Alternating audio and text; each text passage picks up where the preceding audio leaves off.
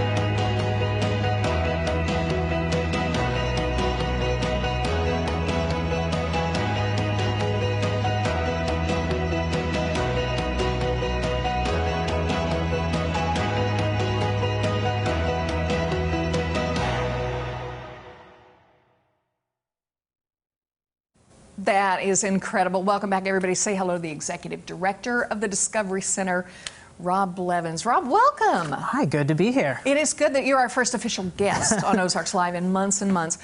Where did the idea come from to turn the Discovery Center into a child care center? Well, really, it came from the health department. In conversations with them, we have a really good partnership with our local health department. Sure. And they were talking about this being a need when the schools shut down, that they needed a place for the kids to go.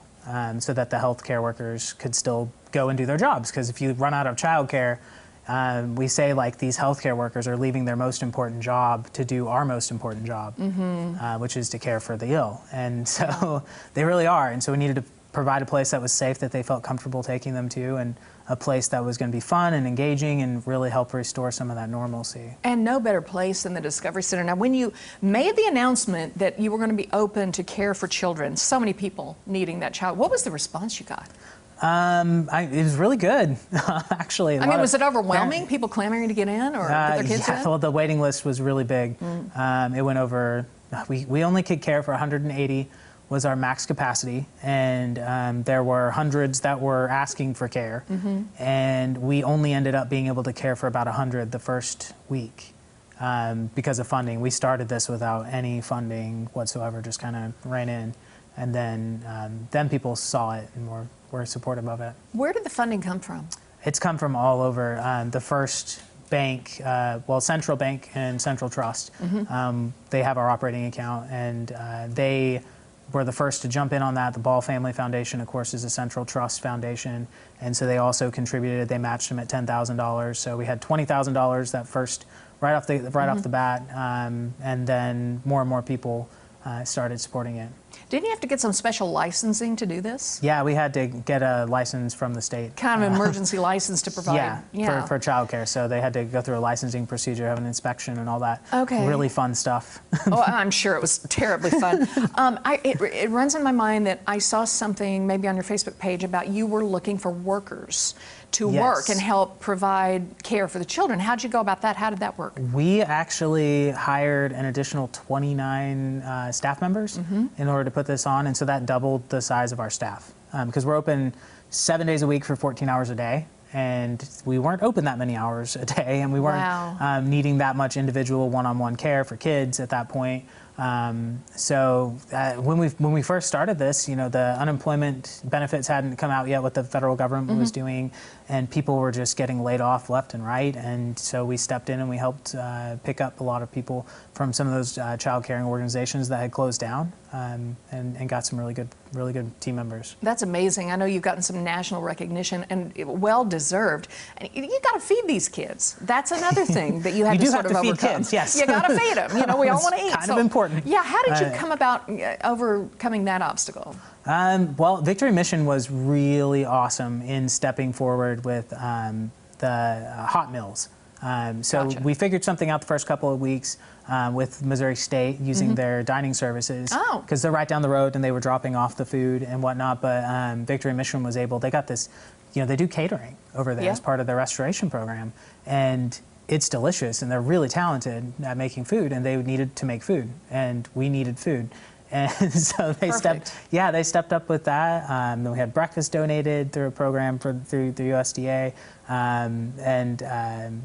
it's been great for the kids that they're getting good quality food. Yeah, absolutely. What a great effort. Now, the Discovery Center is eventually going to open back up. You've still got a little bit of childcare through maybe June.